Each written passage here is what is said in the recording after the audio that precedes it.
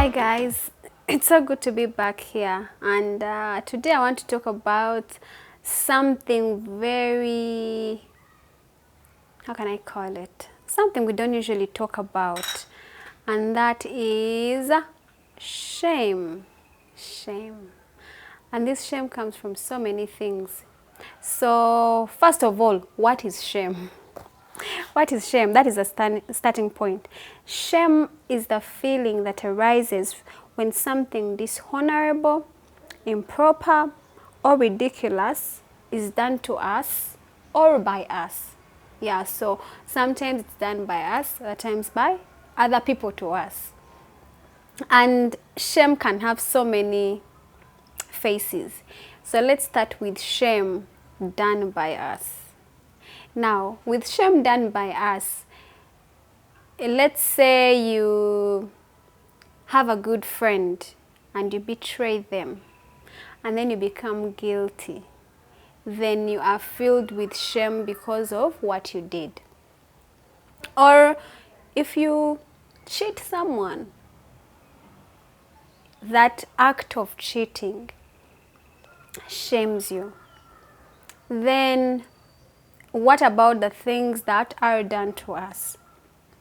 And the things that are done to us when we are betrayed, when someone we love lets us down, when, let's talk about people, for example, who are married. Oh, I am married too.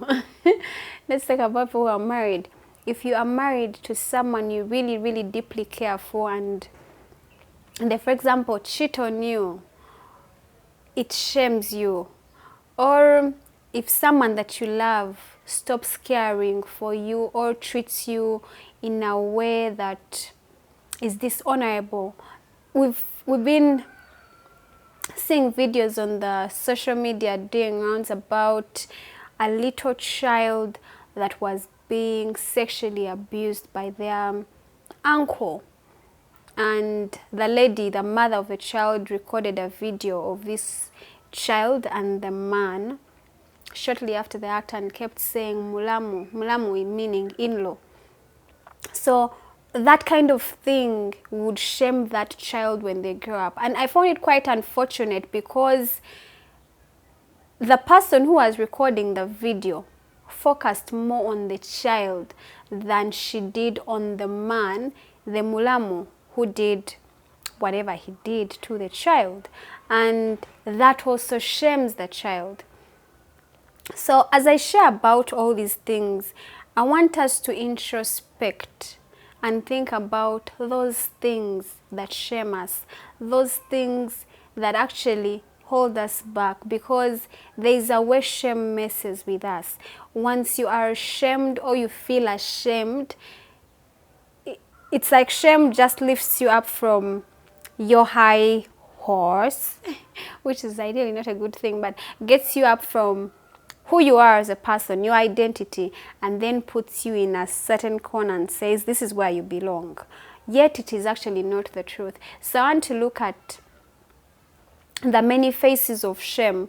And I've also been able to read a book by John Norton on many faces of shame, and I've picked a few ideas here and there as I'm sharing with you that I believe will be very helpful for you, or for anyone that you know for that matter. So please go ahead and share this content with whoever you think may be able to benefit from it. So I will read a bit from her book. She says that all sorts of experiences can cause shame: failure, underachievement, public and private put-downs, abuse, racial prejudice, and poverty are just some of the ways that shame can strike. Irrespective of the cause, the impact can be debilitating. Shame is not satisfied with making us feel small. It seeks to stifle our lives. And I guess that's what I was trying to explain to you earlier, that shame has a way of picking you up from somewhere and putting you in a certain corner and making you feel like that's where you belong. So as we continue to heal And because I told you at the beginning when I started sharing these videos that I believe that it was the healing season, and the healing season implying that it's not only about loss, but even other things ingrained within us that we need to let go of and live free. So I want us to introspect. What are those things that bring you shame? Those things that make you question who you are as a person. Those things that have kind of messed up with your true identity as a person. So I want us to self-introspect, note them down, and we begin to heal through these things. I'll give you a short story about myself, if it will help you anyway. So as you can see, even now, I've always been very small. So it just so happens that I gain weight when I'm expecting, and as soon as I give birth to the child, I get back into small size. And well, it could be genetic, but growing up in my primary school, in Sesame Primary School, there was a young child. I don't know if it was a boy or a girl, but that person felt that I was very, very small, that they literally compared me to a water pipe, yeah? And I think that became my nickname. I don't know where that person is right now, but I send you shout outs wherever you are. I hope life is being very kind to you. And for a long time, I thought that being small was bad.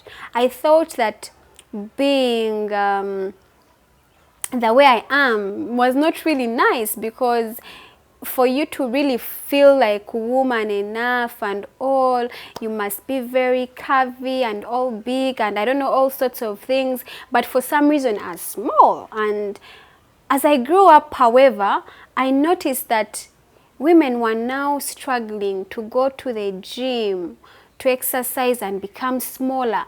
So I kept asking myself, so, but what is this? I mean, I want to grow fat, yeah? But someone out there wants to become small.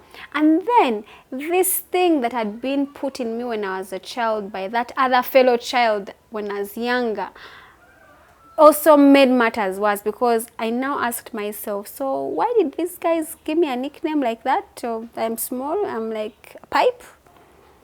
And now people are actually going to the gym to shed off the weight. And through my growth journey, and as I continue to heal self and also share healing with others, I have learned that we are all different. And it's very important for us to go to that place where you pick and identify things that shame you, things that take away from your self-esteem, things that hurt you and yet ideally should not hurt you, and you choose to live free and liberated. So that is why I'm talking about shame now, because I know every single one of us has one little tiny thing that they are dealing with that sometimes they don't even want anyone to know about, because it is their shame point.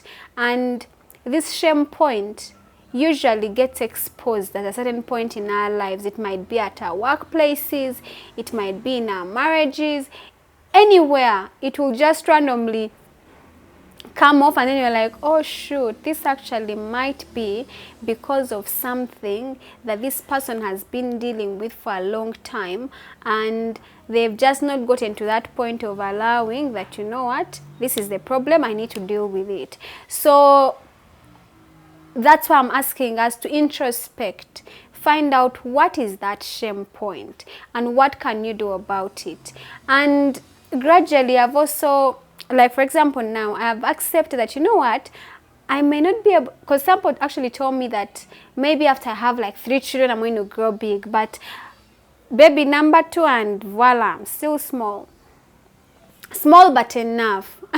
There's a friend of mine who likes to say that I am small with a big heart. I don't know if that's true, but well, I take it. So I'd like to believe that all of us need to get to that point where we accept ourselves for who we are, and well at it, get on to that point of what is my shame point. Is it that someone has cheated on me, and after cheating on me they've hurt the fiber of who I am? Is it that someone has left me, I've gone through a divorce, and because of that divorce I don't feel sufficient, I don't feel like I'm enough? Is it because I have failed something, and because I've failed I feel like I am not enough, I'm not competent enough? Is it because you've maybe been rejected, and because of that rejection you feel like, how could I be rejected? I am not enough still. Is it because maybe of the way you were raised? You are not raised and born in, let's say, the city Kampala. You've been raised in I don't know what family back there, and you sometimes consider that as your reference point of, for me, I was not as privileged as these people were. What is that one thing that puts you in a place of shame that you need to let go of and live liberated? Is it that your relative sexually abused you? Is it that someone you were left with at home sexually abused you? You know, for example, we've even had several stories of people who are they have a certain attitude towards sexual relations, but this comes from a place of past trauma and shame.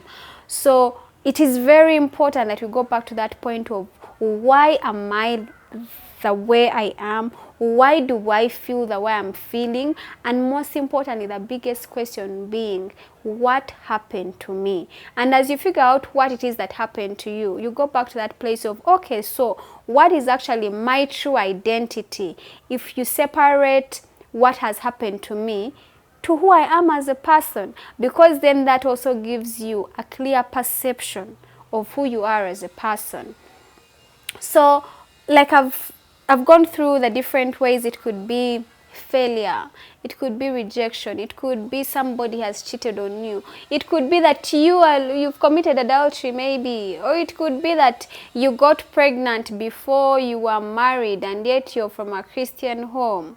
It could be several things. It could be that you maybe underwent an abortion. It could be that you have gone through loss. You know, again, giving an example of myself, at a certain point I felt that I was not a good mother, because if I'd been a good mother, maybe God would not have taken away my child.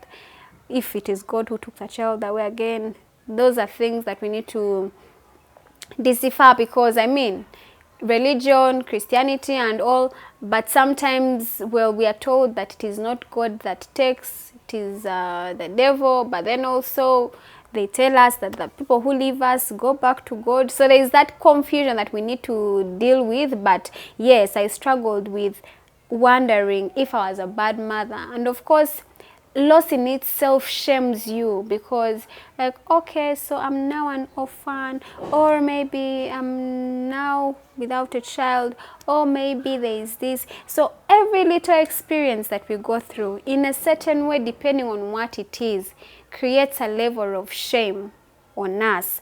And it is important for us to, again, go back to that point of, let us unpack. Let's unpack. What is that one thing that shames me?